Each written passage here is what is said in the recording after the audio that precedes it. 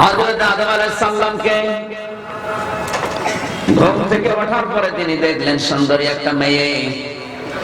তিনি তাকালেন, তাকানোর পরে ধরতে গেলেন। ভালো করে শুনবেন, এতদিন যেভাবে কোরআন শুনেছেন ওইভাবে না, গবেষণা করে কোরআন শোনা লাগবে। তিনি তাকিয়েছেন এবং ধরতে গেছেন।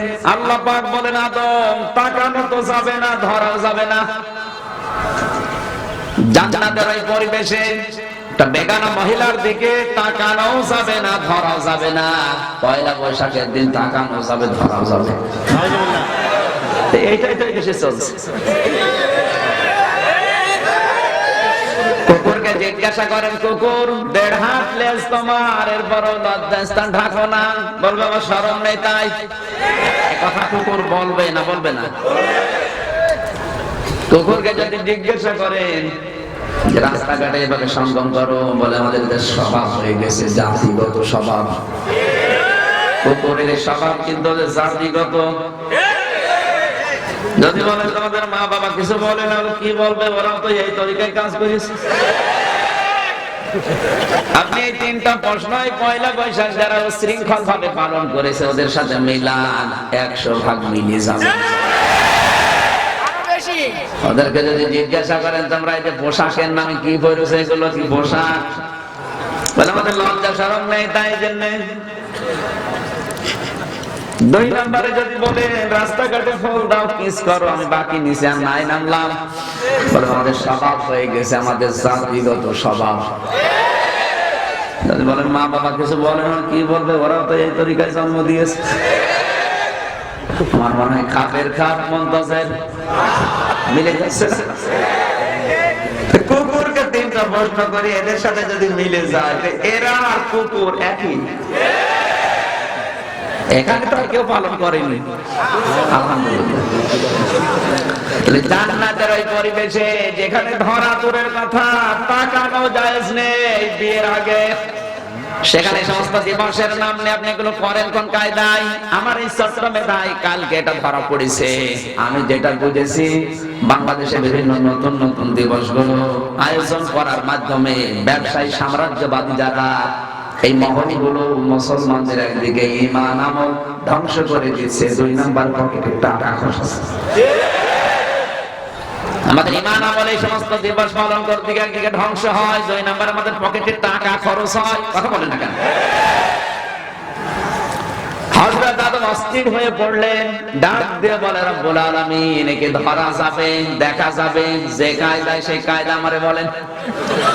আদম বলেন ধরাও যাবে, দেখাও যাবে, বিয়ে করা লাগবে। আদম বলে আমি রাজি, কারণ যুবক মানুষকে তামাম দুনিয়া দিয়ে দেন, ভালো লাগবে না যদি বউ না থাকে।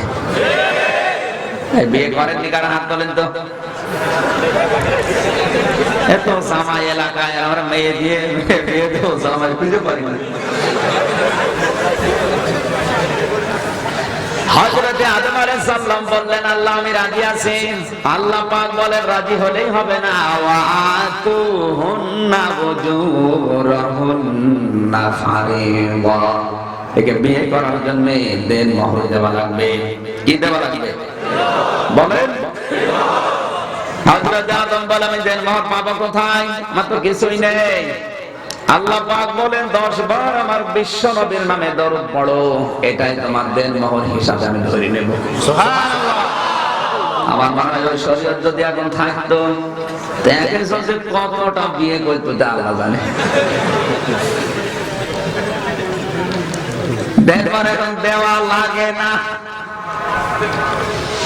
হযরত আদম বিয়ে করার পর আল্লাহ ঘোষণা দিলেন কুলনা ইয়া আদম উসকুন আনতা ওয়া যাওজুকাল জান্নাতা ফাকুলা মিন হাইসু শি'তুমা ওয়া লা তাকরাবা হাযিহিশ শাজারাতা ফাতাকুনা মিনাজ যালিমিন।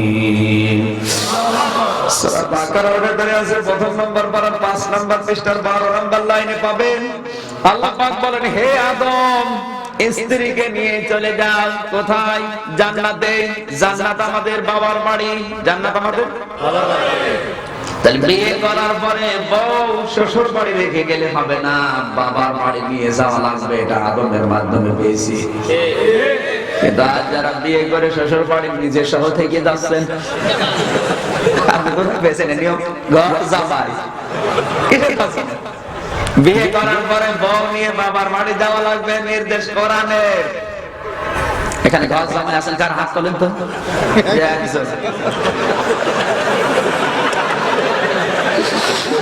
আসেন কেন? ওই একটা আছে না কি, ওটা কি? না না, ও তো ঘর জামাই হওয়ার কথা না, বিয়ে করেনি। আছে, অনেক আছে, আমি খোঁজ নিলাম এসে। ঘর জামাই গাদা এদিকে। আপনি কোন দলিলে ঘর জামাই থাকেন বলেন তো ভাই? বিয়ে করে বউ নিয়ে বাবার বাড়ি যাওয়া লাগবে, আর ওই নিজের সহ থেকে যাচ্ছে।